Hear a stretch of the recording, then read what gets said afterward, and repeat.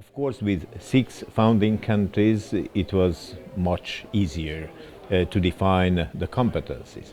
The field of action of the EU has been enlarged, life has become more complex and complicated, and the number of players, of member states, has grown from 6 to 28.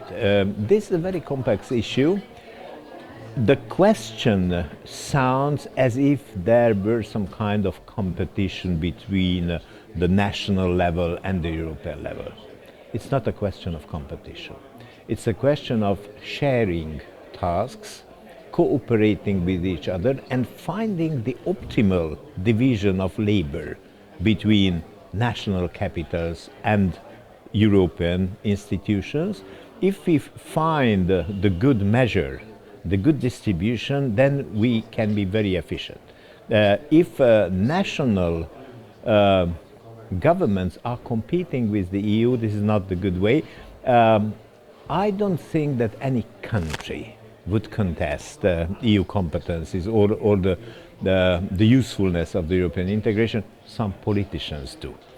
Some politicians, and if there is a more nationalist-minded government in any member state, or politicians tend to isolate themselves and base their political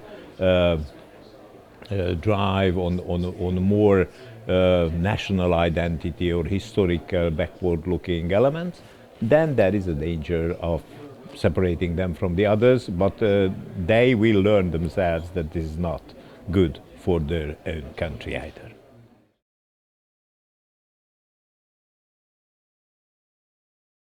I believe that the EU is successfully coping with the crisis in terms of further integration. But further integration will mean fiscal integration. And fiscal policy is the heart of all politics. It's about how much money a government takes from a group of people in the society and how much money it gives to another group. So this is the heart of politics. If you raise this core element of politics to the Brussels level from the national capital level, then legitimacy, democratic legitimacy, has also to be raised to the Brussels level. Otherwise, as you see in Greece today, people will lose their faith in democracy. The citizens of Greece today have the feeling like in the case of the old Ford T model, when Henry Ford said, you can choose this car in any color as long as it's black. And the feeling of the Greek citizens is a forecast for all Europeans if we don't make a political reform.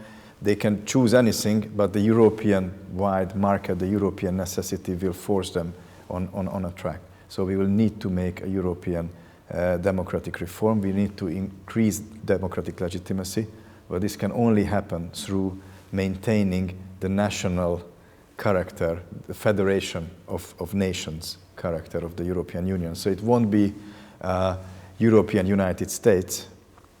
It will be much more a federation of nations, where each and every nation has its own cultural heritage and its national elected parliament, which will have to somehow be integrated at the European level as well in certain issues.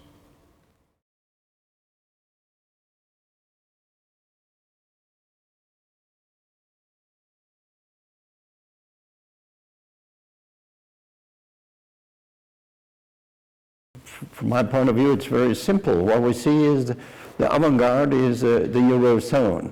The Eurozone is not everything in Europe, and Europe is more than the common currency, but a failure of the Eurozone will destroy the European project. Therefore, it's the avant-garde.